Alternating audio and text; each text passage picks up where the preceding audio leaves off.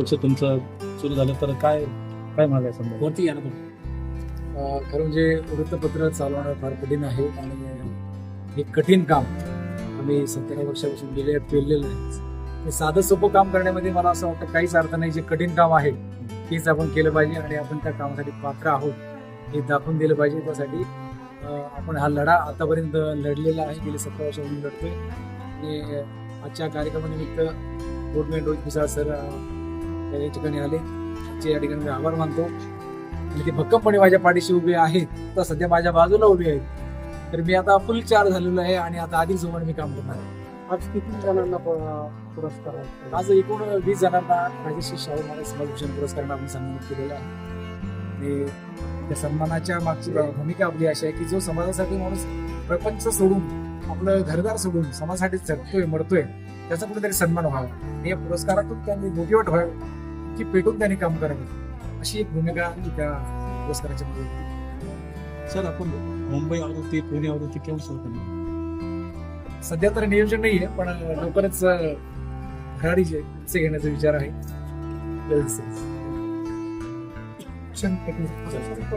लोक खूप आहेत, खूप युट्यूबवरही पाहिले, लिहिणारेही पाहिले, नेतेही पाहिले, पण हा एक स्वाभिमानी आपल्या समाजासाठी एक चांगलं डिरेक्शन, दिशा दाखवणारा हे दैनिक आहे.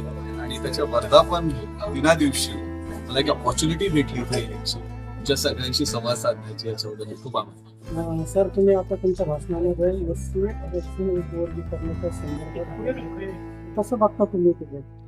Sir, it is just a politics.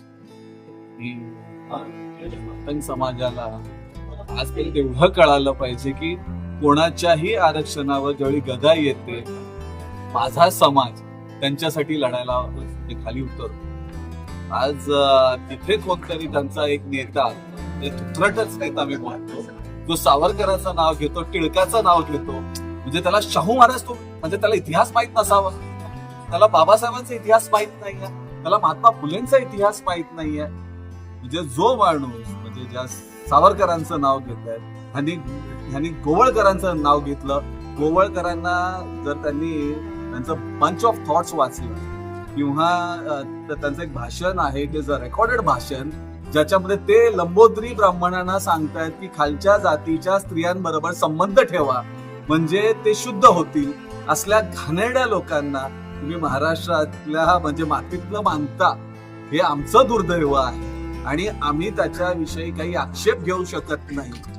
हे आमचे हात कसं बांधले गेलेले आहेत आणि आम्ही हात बांधलेले नाहीयेत, आम्ही संविधानाने चाललोय. नाहीतर अशा माणसाचा थोबाड फोडायला आमच्या लोकांना लागणार नाही. पण आमची लोक आमच्या संविधानावर विश्वास ठेवत आहेत. ते जे मी इथे मुद्दामून त्या हळदीचा पण एक प्रथा सांगतो की आपल्या इथे पण काहीतरी लोक हळद साजरी करतात. जर प्रॉपर तुम्ही शास्त्रांमध्ये अभ्यास केला तर हळद लावण्याची जी प्रथा आहे, ती प्रथा म्हणजे तिथे ब्राह्मण जाऊन त्या स्त्रियांना, म्हणजे जी वधू असते, म्हणजे तिच्या शरीराला लावण्याचा त्याला हक्क होता. आणि अख्ख्या गावाला तिथे दारू पाजायची, जी आजपर्यंत हळदीला दारू पिणं एक ट्रेडिशन आहे, ती सुरुवात त्यांनी केली आणि त्यांनी रात्रभर भोगायचं. ही प्रथा हळद प्रथा आहे. ठीक आहे ना? तर आपण असल्या म्हणजे ते ज्यावेळी गोवळकर, सावरकर यांचं नाव घेतात, लाज वाटली पाहिजे. मध्ये जवळपास 60 झाले, त्याच्या फक्त एकच जातीची आरक्षणाची मागणी शासनाकडून, राज्य सरकारकडून 2 समाजामध्ये भांडण लावण्याचा प्रयत्न आहे असं वाटतं. म्हणजे तेढ आहे, हा तेढ आहे. त्यांना अण्णाभाऊ साठेच माहित नाहीये. जो माणूस RSSच्या लिडर्सची नावं घेतोय, मग त्या माणसाला अण्णाभाऊ साठे काय माहित असावं? अजिबात त्याचा काही संबंध नाहीये. मातंग समाजाशीही त्याचा संबंध नाही. जसं आमच्यामध्ये काही लाळपुशे नेते आहेत, तसं हे पण लाळपुशेच नेते आहेत. म्हणजे जो RSSला एवढा सपोर्ट करतोय, अहो तुम्हालाही गावाबाहेर ठेवलं ना, तुम्हीही कुठली कामं केली आहे ते तुम्हाला माहिती आहे. म्हणजे तुम्ही ते घुडसा चाण्या खाऊनच जगलेला आहात. तुम्ही तो दिवस कुठे विसरताय सर? आणि लाज वाटली पाहिजे इतकं अपमानजनक बोलायला. आता ह्याच्या पलीकडे आपल्याला म्हणजे त्यांना एवढं कळत नाही हे जे जे जे जे डिवाइड अँड रूल आहे, जे हे उच्चवर्णीय करताय, ह्याचे तुम्ही ऍक्च्युली बरी पडलेला आहात हे तुम्हाला समजलं.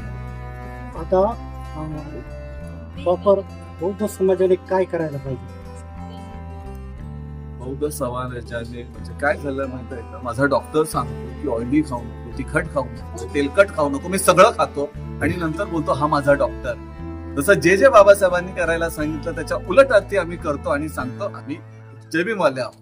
हा एक मोठा प्रॉब्लेम आहे आणि आपल्या समाजाच्या सगळ्या नेत्यांनी किंवा समाज कार्य करणाऱ्यांनी विहार बनवण्यापेक्षा एखादं दुकान टाकावं, आपल्या मुलांना रोजगार द्यावा, आपली मुलं कशी सुशिक्षित होतील.